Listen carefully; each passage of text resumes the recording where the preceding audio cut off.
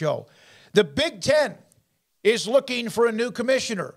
What a rise for Kevin Warren. He was always someone that you kind of heard about, although there was times when he first was hired as the commissioner of the Big Ten where there were thoughts and confusion, and maybe he was over his head, or maybe it was just a lot of whatever. He is now the president and CEO of the Bears. He will be known for no matter what, well, depending on what he does with the Bears, he will always be known for what was the landmark television deal that he cut with the Big Ten. That's what right now is part of his Wikipedia page. That's part of the biggest part of his Wikipedia page. I don't know. I'll forever remember him for that airtight alliance that they created. He is the subject of the top 5 today. And maybe some good and some bad. I'll just tease it that way. But WDB Sports Entertainment Network on the chat room. First comment out of the box. On the entire chat today. Thank God Kevin is gone. He ruined college football. Here's the thing. I hate to break it to you, WDB. Nothing that he did is ever going to go away. The thing that's kind of amazing about Kevin Warren is, here's a guy who had a job for essentially one presidential term, came in, changed everything beyond what we'd ever known. And I mean, he was one of several, but he was the largest agent of change in that he did it in the way that benefited his position the most. And now he's leaving, and it's not like you're going to go back. The next president's going to come in and be like, well, I'm going to repeal those tax hikes. No, they're there.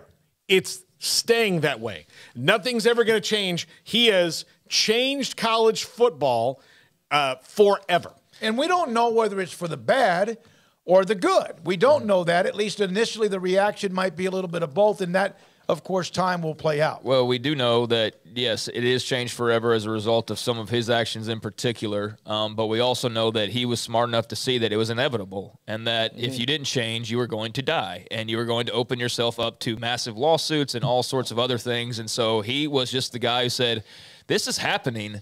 You might as well move forward with it and, pushed forward with it. And I do think that does sort of feel like he was the new guy that showed up to the party, threw a grenade in, and then took off running, or a smoke bomb or something, and then, laughed across the street because, yeah, he was here for what felt like but a brief time, but it was a chaotic time. And so, yeah, he's an NFL guy. That's what he was before he joined the Big Ten.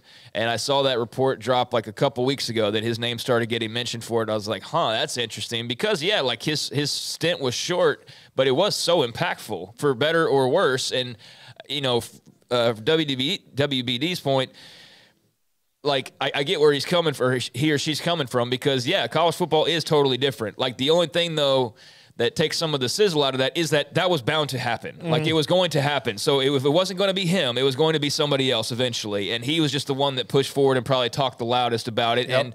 And stuck his chest out and said, like, yeah, we're going to hold everybody like puppets basically on strings in this conference realignment dance and our network TV deal. And he landed them a landmark one, and he got USC and UCLA or helped, get that all done, and then, yeah, basically played hostage with a bunch of other schools all across the country and left them in limbo all across the Pac-12 and, in the Big 12 then as an extension as well. And, now it's a much different landscape with Kevin Warren not involved because you kind of wondered if it was just going to be he and Sankey, just those two figureheads for the next decade or two with their AFC, NFC almost style concept. But yeah, I'm very curious now what direction the Big Ten goes. And like I said, a short stint, not one that everybody's going to love because it did cause such massive change to what we knew, but impactful to be sure. Yeah, and give the guy a little bit also credit of foreseeing that after the decisions he made in 2020 during COVID, where he essentially was costing his teams a bunch of money, he found out a way to make it back on the back end, didn't he? Let me tell you something. Yeah, figuring that out and having that, I do think that was 2020 is going to be a telling year in that.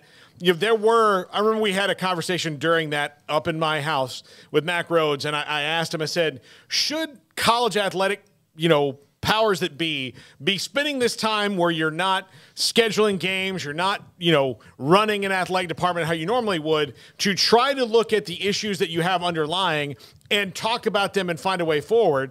And he said, shame on anybody who's not, and shame on us as a profession if we don't.